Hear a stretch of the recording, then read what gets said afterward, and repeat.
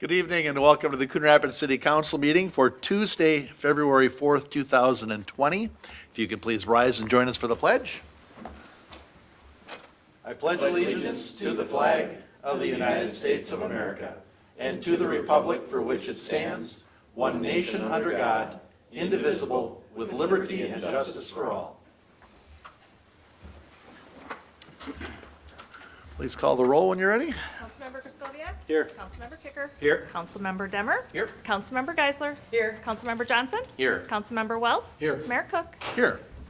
Thank you. Next item is to adopt this evening's agenda. Your Honor, Councilmember Demmer. move to adopt the agenda, removing item 16 and adding a presentation from Crooked Lake Association. Second. Motion by Demmer, second by Wells. Any other discussion? Hearing none, all in favor signify by saying aye. Aye. Opposed? And the agenda is adopted as amended. So, right away, we're up to you. This didn't feel well. Yeah. No, hold on, don't, move you right up. All right, perfect. Looks like the mics are working over here, so that's good. Hi, I'm Joel Friday. I'm with the Crooked Lake Area Association. I'm the Coon Rapids watchdog. So I interface with the city here and let you know what's going on at the lake. One of the cool things that I live on the lake. I can see the new park that you guys built, and the activity over there has been just unbelievable. The whole time, you know, even during construction season, people went out and discovered there was a beach there again. And so it's fun seeing people there all the time, even this time of year. One of the things that would be really nice is if the restrooms were open a little more often, because people tend to, this time of year, are right out on the lake, so it's a little disgusting that way. We just wanted to thank you all for your support over the years at the Crooked Lake Area Association Board. We call it our partnership. Our other partners we work closely with are the Coon Creek Watershed District, Anoka County Parks, the Anoka Conservation District, the City of Andover, and the DNR. Currently, Crooked Lake is one of the cleanest urban lakes in the entire metro area. People go out there. If you do something on the water, I've seen it on Crooked Lake. They're jet skiing, they're barefoot skiing, they're boating, canoeing, kayaking, whatever you want to do out there. People are enjoying the lake that is part of our city here. The treatment plans that we've done have got it to the point where we're considered a poster child for the DNR in the state of Minnesota. So we wanted to thank you for that. And I've noticed since I've been on the lake, at first we had a ton of milfoil at the end of my dock. We currently don't anymore. You know, there's still weeds out there, but that's native vegetation. That's never going away. We need that as part of our lake to make it healthy. Our general membership annual meeting is February 20th, 6:30 p.m. at Legacy Christian Academy. You can enter on door number 6. It's Legacy Christian is tied with Meadow Creek Church on Bunker Lake Boulevard over there. You're all welcome to attend. Any of the council member or mayor. We would give 30 seconds to a minute to talk, and you of course are going to be meeting with your constituents out there because a lot of them will attend the meeting. We typically have 40 to 50 people attend that meeting every year. Be great to have you out there. I handed each of you one of the association letters. If anybody else here would like one, I have some additional ones. And that's it. Do you guys have any questions of the Lake Association at this point? Doesn't look like it. We're extremely impressed with how that lake is cleaned up, though. Yeah. Boy, yeah, it's just, between that and the park out there now, it's quite an attraction. Yeah, no, I think everybody loves it out there, and it's just, I mean, I can go out there and walk out there now and just talk to somebody fishing, and they're having a blast. Sometimes I have to boat out there, but now the water's a little harder. It's interesting to see what people do out there. There was a little white car out there. He got himself stuck in the slush, and there's always somebody out there trying something new. So Sure. thank you for this time, and Have a great- Excellent. Yeah. Thanks, Joe. Thank you. All right, next on our agenda is the approval of the previous meeting minutes. Your Honor. Councilmember Demmer, Move to approve the minutes from the January 21st, 2020 meeting. Second? motion by Demmer, second by Kicker. Discussion or corrections? I have one question. I think that we've got the name of the father and son wrong. I think it was actually Saint Hilaire. That was what I saw when I rewatched the meeting, although on the minutes and in our previous packet, it was just Hilaire. So maybe you could just I'll check verify that. with Yeah. PD. Okay. All right. Any other discussion? Hearing none, all in favor signify by saying aye. Aye, opposed, and that motion carries. And we have 1, 2, 3, 4, 5, 6, 7 items on our consent agenda this evening. The first one is to approve a site lease with New Singularless Wireless, PCS AT&T. They have requested the city to place telecommunication antennas on the city's monopole light tower located in Wintercrest Park at 10300 Woodcrest Drive Northwest. City staff and AT&T have negotiated the attached lease to permit AT&T to place its facilities at that location. The highlights include an initial 5-year term with 3 additional 5-year options. AT&T shall pay an initial rent of $32,000 annually, with a 4% increase each year thereafter. Tenants' use of the facility shall be subordinate to the city's use of the facility, as well as other public safety and government agencies. And when the lease has ended or is terminated by either party, AT&T shall be responsible to remove its equipment, repair and restore the site. So with this, we're looking to approve the site lease agreement with New Singular Wireless PCS for a telecommunication facility at the monopole at Wintercrest Park, and authorize the mayor and city manager to execute the agreement and any other necessary documents. Next item on our consent agenda is to approve Resolution 20-29, approving the agreement and donation acceptance for Wintercrest Park batting cages. The Coon Rapids Baseball Association approached the city with a request to rebuild or replace existing batting cages located on city property at the south end of Wintercrest Park. And the association and city staff have reviewed the condition of the batting cages and determined they are in need of replacement, and worked together to develop a mutually agreeable scope of the project, consistent with previous agreements for similar facilities and use of city property by a private organization. Staff developed the attached agreement for association review and execution.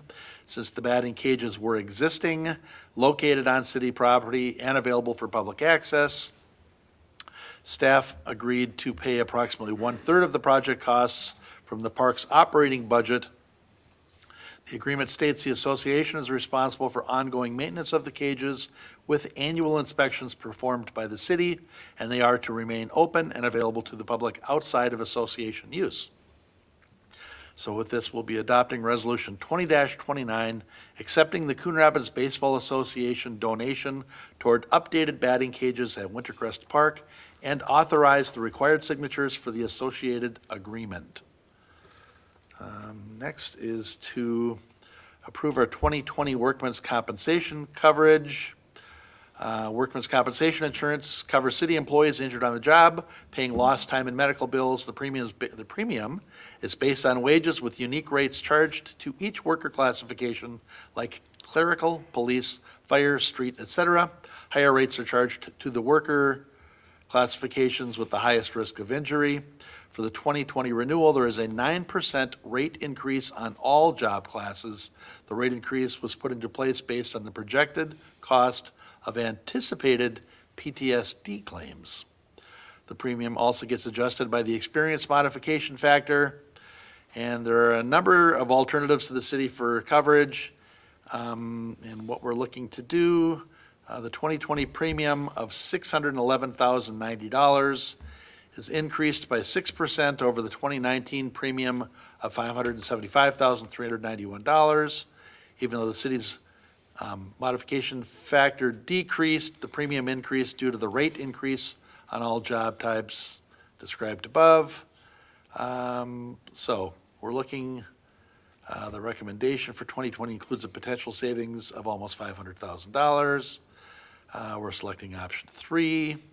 The city has seen savings of slightly more than $1 million since selecting the retro plan, which is option 3. So we're looking to approve option 3 of the retro rated plans with the League of Minnesota Cities Insurance Trust.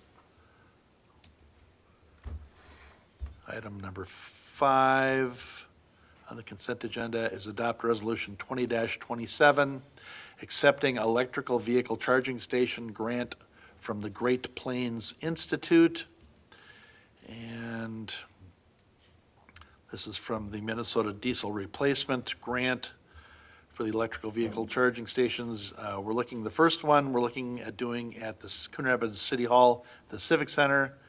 Installation cost $10,060. The grant award is $76,5344.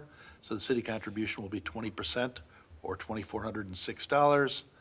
And then the next one, which we'll be doing later, will be at the Coon Rapids Ice Center. Initial cost $9,690. Grant award $7,262.72. 20% city contribution, $2,427.28. So we're looking to accept the Minnesota Pollution Control Agency Minnesota Diesel Replacement Grant for the electric vehicle charging stations at the City Center and Coon Rapids Ice Center.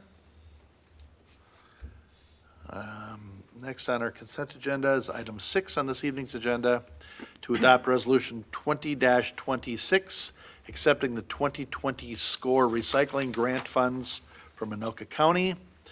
Coon Rapids is entitled to receive reimbursement for eligible activities up to $215,436. This amount includes $195,436 for total population and household allotment for the recycling program and $20,000 for facility improvements. The 2020 recycling budget was approved by the City Council in December and included the SCORE funds in the same amount. So we're looking to adopt Resolution 20-26, accepting the 2020 SCORE grant funds from Anoka County. Next on our consent agenda is item 7 this evening, and that's to accept as an informational item. There's been a corporate officer change at Famous Dave's, and it's just a representative for D&D of Minnesota doing business as Famous Dave's has notified the city of a change in their corporate officers, and it's just for information only. And then the last item on our consent agenda, which is item 8 this evening, is to approve an appointment to the Twin City Gateway. And the mayor and city manager currently serve as the city's appointments to the Twin City Gateway Board of Directors. In addition to these appointments, the city is also able to appoint one hotelier to the board to provide the Coon Rapids Hotel Lodging Community with representation. Mr. Amini is the general manager at the Holiday Inn Express and Suites located at 9333 Springbrook Drive Northwest in Coon Rapids and currently serves on the Minnesota Lodging Association's Board of Directors. Mr. Amini attended the January meeting of the Twin City Gateway Board of Directors and has requested the City Council consider his appointment. So with this, we'll be looking to appoint Mr. Fahim Amini to the Twin City Gateway Board of Directors as the Coon Rapids Hotelier representative. And that is our consent agenda this evening. Your Honor, Councilmember Kicker, I make a motion to approve the consent agenda. Second. motion by Kicker, second by Geisler. Any discussion or questions? Your Honor, Councilmember Kraskowiak? do have a question on consent agenda number 5, the adopt resolution 2027, accepting the electric vehicle charging station grant from the Great Plains Institute. Question is, the actual grant agreement isn't posted in the packet, and I'm just wondering, is there anything in that agreement that would dictate how or what we charge for the actual electricity consumed in those devices? Mr. Hammer? Yes, Councilmember Kraskowiak, members of the council. The agreement is technically with the Great Plains Institute. We are one of many contained within that, but there's no stipulations with regard to how we charge or don't charge for such a station. Okay. That's my question. Thank you. All right. Any other questions or discussion on the consent agenda? We have a motion and a second. All in favor signify by saying aye. Aye. Opposed? And the consent agenda is approved.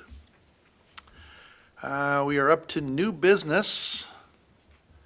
Number 9, consider resolution number 20-4 sub 8, accepting plans and specifications for the city center roof replacement and authorizing solicitation of bids. Mr. Himmer, this is, all the fun stuff will come later when we get the bids, right? That's correct, Mr. Mayor, Council. This is just to go out and receive bids for the replacement of the roof on this facility. Work will include replacement of approximately 61,000 square feet of the existing EPDM loose-laid ballasted roofing systems. I love that. What's EPDM? It's just the membrane that's used. I don't know the acronym, to be honest with you. Oh. It's the membrane that goes under the oil and the rocks. Oh, all right. All right. Well, now I gotta Google it. Well, no, I actually I would have liked to have seen him make something up right then, yeah. The M stands for membrane. All right. So, all right. Somebody want to make questions or a motion or what? Mr. Mayor, I'll make a motion For Geisler? to approve the adoption of Resolution 20-4 sub 8, approving plans and specifications and ordering advertisement for bids for the 2020 City Center roof replacement project. Second. Motion by Geisler, second by Johnson. Discussion? Your Honor, Councilmember Demmer. this is just to make the poor people who take the minutes really mad at me, but it's an ethylene propylene diene terpolymer membrane. It's right at the tip of my tongue. So it's got chemicals. Sorry, moving right along. All right. Any other discussion? Hearing none, all in favor signify by saying aye. Aye. Opposed? And that motion carries. Item 10 is to consider appointment of election judges and approve salaries for the presidential nominating primary. Did we get everybody we needed, Ms. Lensmeyer? Mr. Mayor, council members, I am a little short, particularly in Ward 2, so we are still actively soliciting. We are taking student election judges. We've got a little campaign going with that, so if there are any students that would like to work, please get a hold of the clerk, and I will set them up with that. Training's easy, it's online. They don't even have to come in for the training, so. All right. Very good. And we're looking at the hourly salary remains at $11 per hour, with the assistant head judge at $13 per hour and the head judge at $15 per hour. Student trainees, if any, would be paid $11 per hour. And since there is no municipal race on the ballot, there is no need for a city council canvassing meeting. Okay. Except for you. of Yeah, I know, I still have to go. course, to the county canvassing meeting. It's in my calendar. Thank you. Your Honor, Councilmember Kicker? I make the motion that we approve the appointment of election judges as outlined on the attached list, and that we authorize the city clerk to appoint and assign election judges during the 25 days preceding the election if substitutions are necessary, and that we approve hourly salary for election judges of $11 per hour, assistant head judges at $13 per hour, and head judges at $15 per hour, and student trainees at $11 per hour. Second. Motion by Kicker, second by Geisler. Discussion? Mr. Mayor, Councilmember Geisler? I was an election judge for many years, and it's a really fun day. It's a great way to get engaged in the process and understand how the voting process works, and it's one day, so I would encourage anybody who, has an interest in what's going on in politics to, give our city clerk a call and sign up for the day, and it's one day, You can try it, and if you like it, you can come back for the fall. Very good. And it's not a caucus. It is not a caucus. There's Those would- also a caucus. But this Understood. one's But not. this is not. This is not. Right. This is not, so there might even be results. Yes, there will be. There's a nice app for that. All right. You get it cheap now. Yeah. All right, motion and a second. Any other discussion? Hearing none, all in favor signify by saying aye. Aye. Opposed? And that motion carries.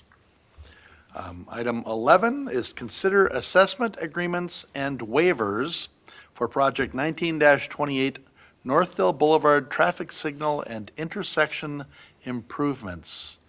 Mr. Hammer, I had coffee up at McDonald's right there this morning, and they were all very interested in this project up there. Mr. Mayor, members of the council, this kind of finalizes, we discussed the development proposal here last month. These are the waivers by Costco, McDonald's, and Menards for their contribution to the traffic signal, which we are starting to work on those plans right now and look to construct this year. Happy to answer any questions about them.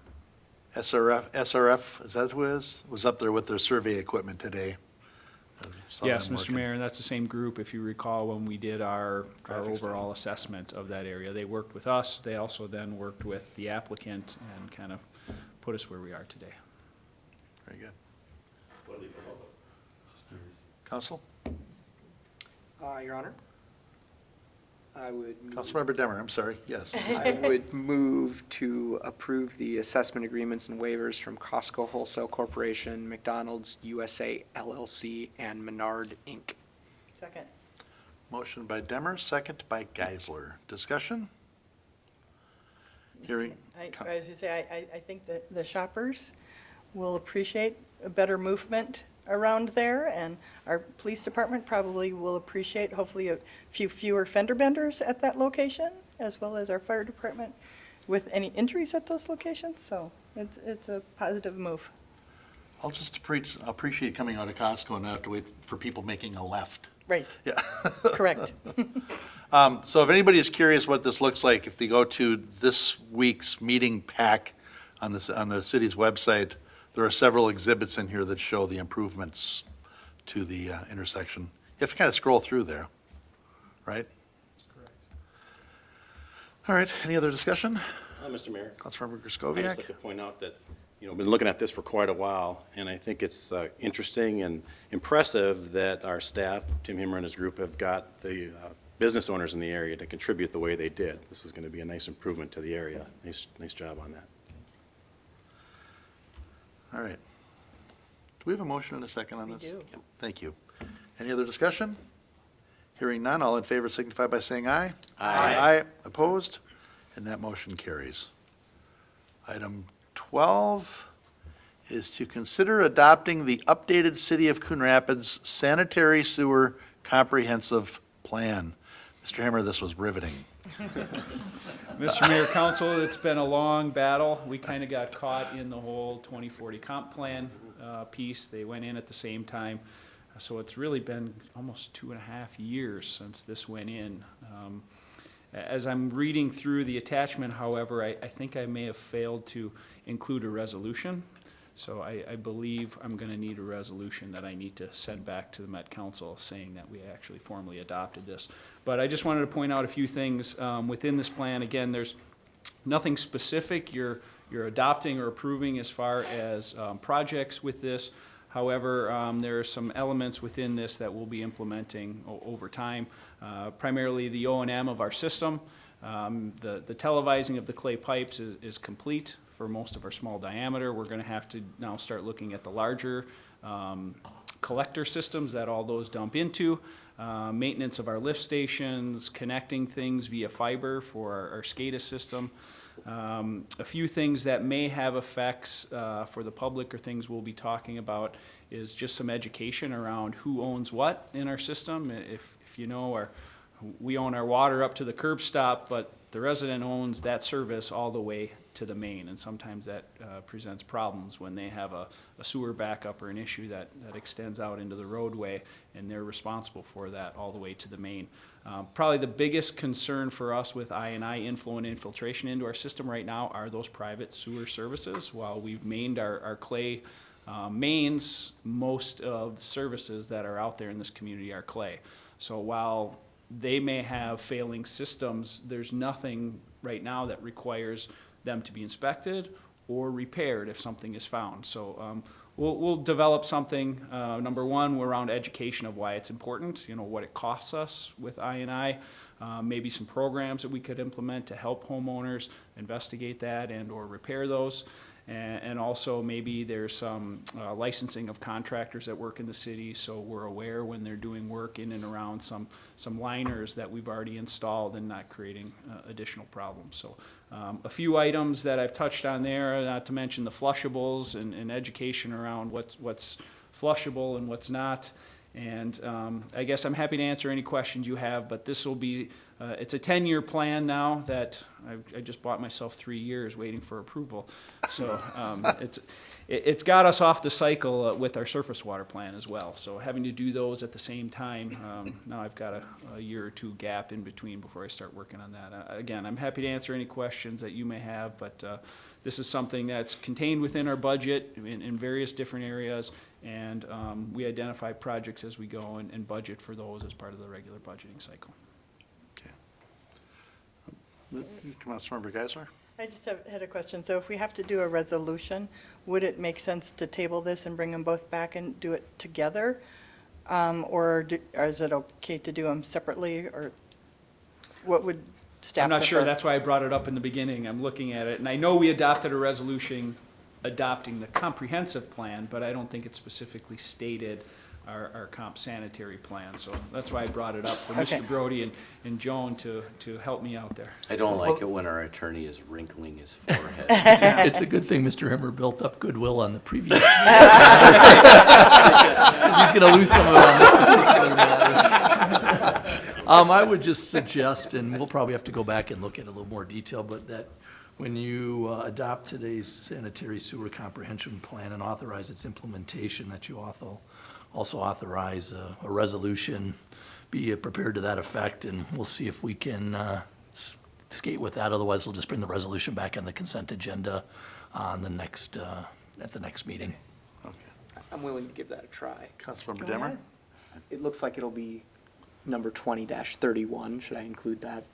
I wouldn't do that. because Fine. it- All right. we have already done this. All right. So, move to adopt the attached sanitary sewer comprehensive plan, authorize its implementation, and approve a soon-to-be-written resolution stating that the plan was adopted and approved. We'll see if that works. Second. Who are you gonna check with? Will, okay.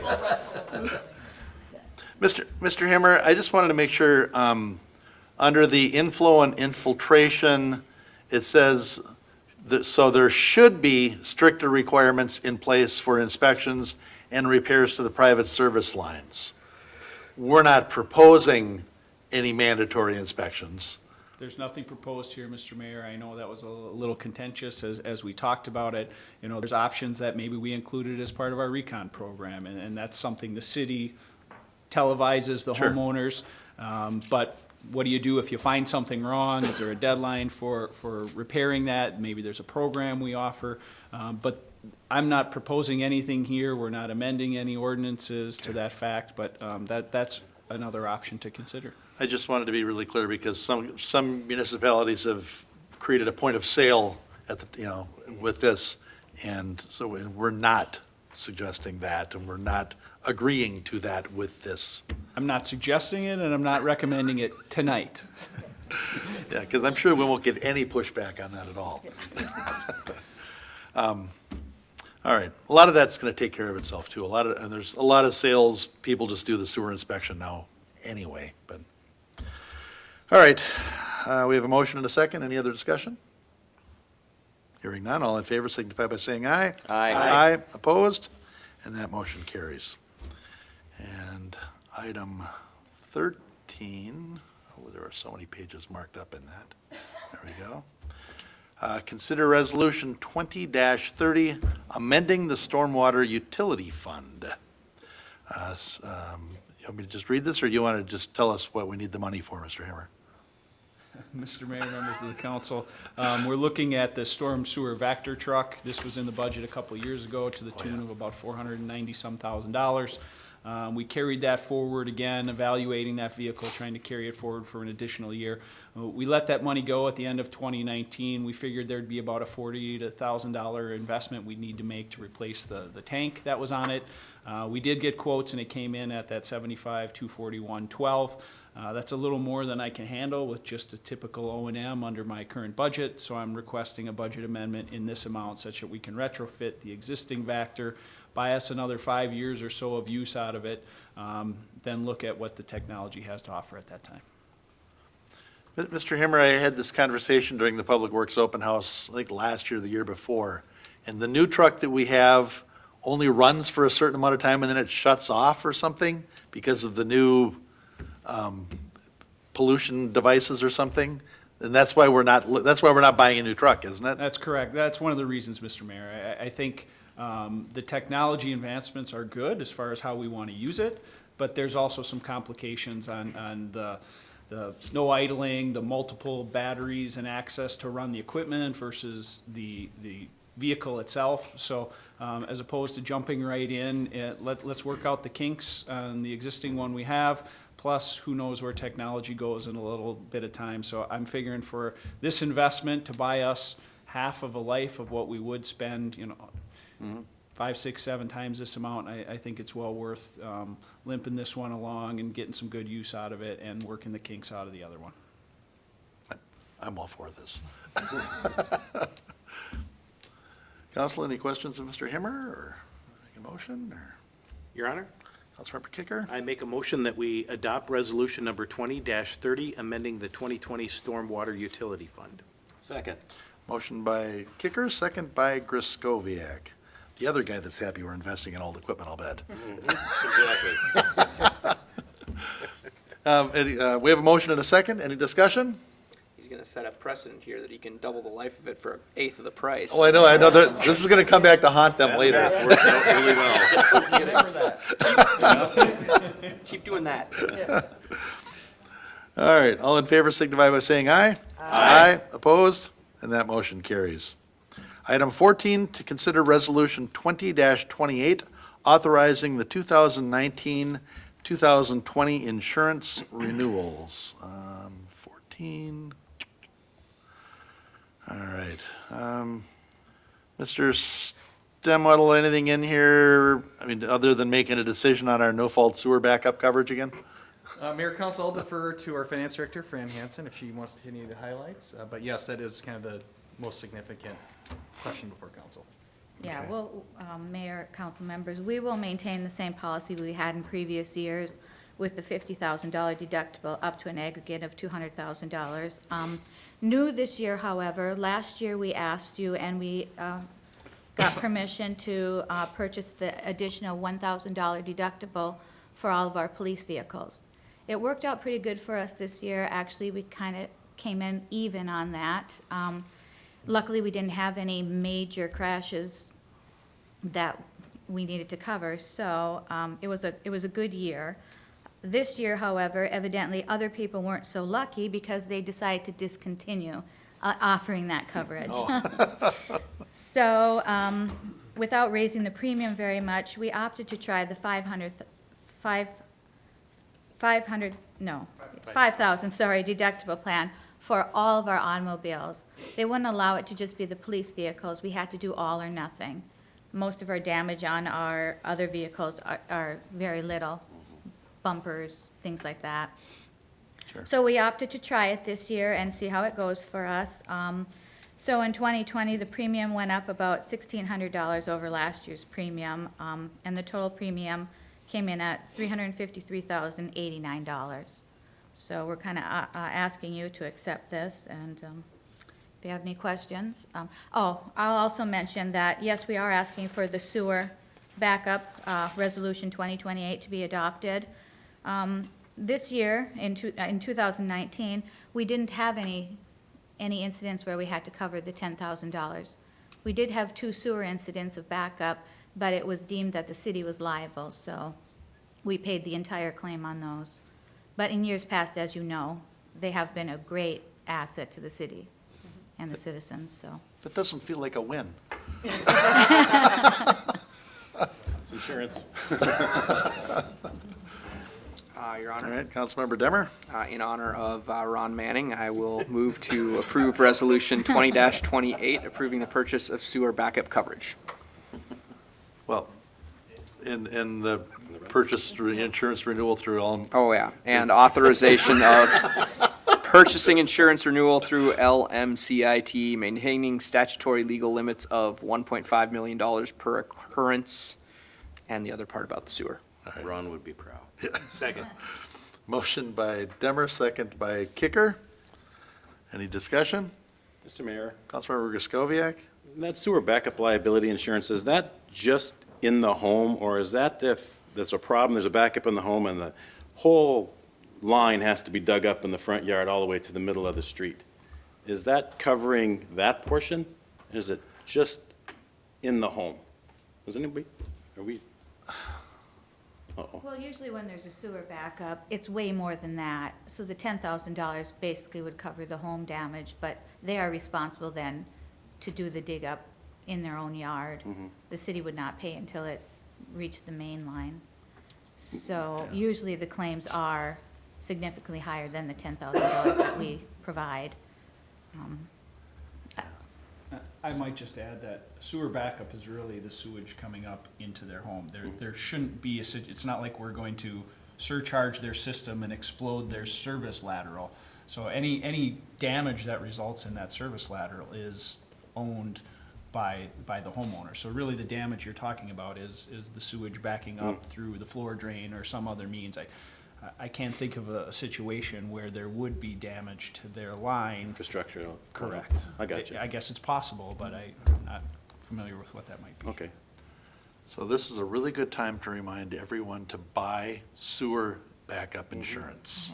Because this is just a very small piece. It doesn't cover really much at all. But, I do have a question along those lines. oh, Sorry. how about save it and ask the city manager afterwards, please. Okay. All right, so we have a motion and a second. Any other discussion? Hearing none, all in favor signify by saying aye. Aye. Opposed? And that motion carries. We're winding it right up. Item 15 is to consider a joint powers agreement with the Minnesota Department of Public Safety for Human Trafficking Investigators Task Force. Makes me absolutely ill that we need this, but it's a serious thing. So do you want me to just read the discussion point here, or Captain, do you want to get the highlights, or? Mayor, that would be up to you. Well, clearly I'm making it up to you, Captain Rickward. I'll just read it then. The sex trafficking of minors is a serious issue facing our nation. Children are being exploited by traffickers and by those who expertly use the dark web to knowingly seek out children to sexually abuse. The police department would work in partnership with the Minnesota Bureau of Criminal Apprehension to locate and identify these child predators who may be present in Coon Rapids. The scope of work done jointly with the BCA will be limited to predators with a nexus to our city. A designated Coon Rapids detective will attend meetings of this task force, but only a very small portion of that detective's time will be spent working these cases. At this point, we do not have a specific problem to be addressed, but rather we want to be sure we have a person who is trained and alert for those most vulnerable victims, and that this person has access to the best intelligence and resources that only the state can provide. This agreement is valid for 5 years from the effective date, or until such time that either party chooses to terminate the agreement with or without cause, and the detective assigned will remain under supervision of Coon Rapids Police and will not be officed outside of Coon Rapids. Was that everything you were going to say? Yes. Perfect, all right. Your Honor. We've actually had this for a year, I believe. This is just extending it. Okay. Your Councilmember Honor. Johnson? I'd move approval of entering into a joint powers agreement with the Minnesota Department of Public Safety to authorize the Coon Rapids Police Department to be a member of the Human Trafficking Investigators Task Force. It's just something we need to be involved in. Please. Second. Motion by Johnson, second by Wells. Discussion? Hearing none, all in favor signify by saying aye. Aye. Opposed? And that motion carries. Item 16 was struck from the agenda this evening, and our next one, not sure why that's item 13, but we have an open mic response for Genevieve Meisner, 10041 Olive Street. At the January 21st council meeting, she spoke at open mic and requested the city council consider strategies for accommodating solar energy within the city. A letter was sent out, but just to let everyone know that City Code Chapter 11-1602 regulates the use of solar energy, and it is allowed in most of the city's zoning districts, but only as an accessory use. In essence, it can be placed on a building or a parcel with a building principal structure, but it is not allowed as a standalone use, i.e. a solar farm. Secondly, the city's comprehensive plan includes some language encouraging the use of renewable energy and solar power in particular. There was an analysis done of the solar potential within the city, and there are some areas where it would work and some areas where it would not due to tree cover, lack of south-facing exposures, and other impediments to solar access. And then coincidentally, there is a citizen group that has been meeting to discuss renewable energy options within the city, and this group plans to approach the city council and the Sustainability Commission about reviewing and potentially revising the ordinance related to solar energy. And this was for informational purposes only. And we are up to open mic. Is anybody here to speak to council under open mic? Okay, that's good, because I went out of order anyway. And we are at other business. We're right in the middle of snowflake days. Mr. Stemwell, are you furiously looking to see if I missed something on the agenda? No, we're good, yeah. Or is there a wild game or something? I was pulling up the calendar. Oh, okay. So I believe we're right in the middle of, there's a wild game. Okay, let's hurry then, huh? So we're in the middle of snowflake days. The kids medallion hunt was Saturday morning, was well attended.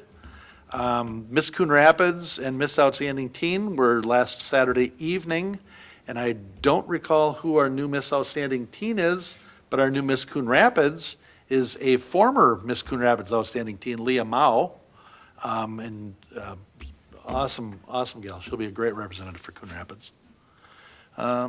Community waffle breakfast was Sunday morning, seemed to be well attended. Lions waffles are just awesome, very good. I don't know where that first word came from. They were off, yeah. No, they were awesome. Yeah. All right, I'm not sure what's coming up. Family Fun Day is the 9th, I believe. Mayor and Council, I was going to mention the Family Fun Day, which happens at the Coon Rapids Ice Center, which will be Saturday, and you can get a lot of those details on our city website, a lot of activities going on there. CoonRapidsSnowflakeDays.com has all of the information. They've got the Kids Carnival coming up, they got Family Day at the Crick with the open skating and the pond fishing and all the different things like that, so. All right, any other business to come before council? Mr. Fernelius. Yeah, if I can, just remind the public of our front door program. Tomorrow night, we have a workshop that'll be in this room at 7 o'clock, which is a free workshop to anyone who's interested in the front door program. We'll have an architect as well as a local realtor talking about the importance of making curb appeal type improvements. Our front door program application deadline is March 1st. So there's still an opportunity to submit those applications, which will be done online, and then we'll have the lottery on March 11th. So. Excellent. And if you have information, or if you'd like information about the front door program, go to the Coon Rapids website. It's all on the city's website. Councilmember Demmer? Another one to bring up is the open house for the county project at Foley.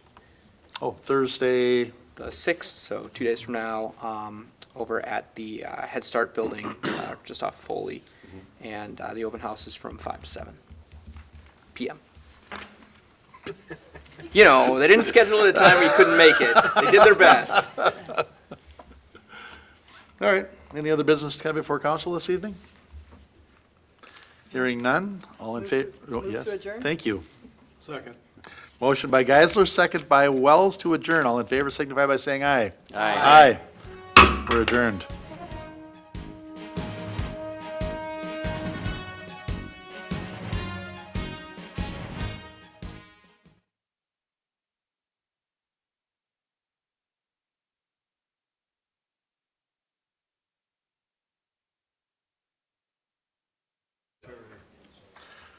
All right, so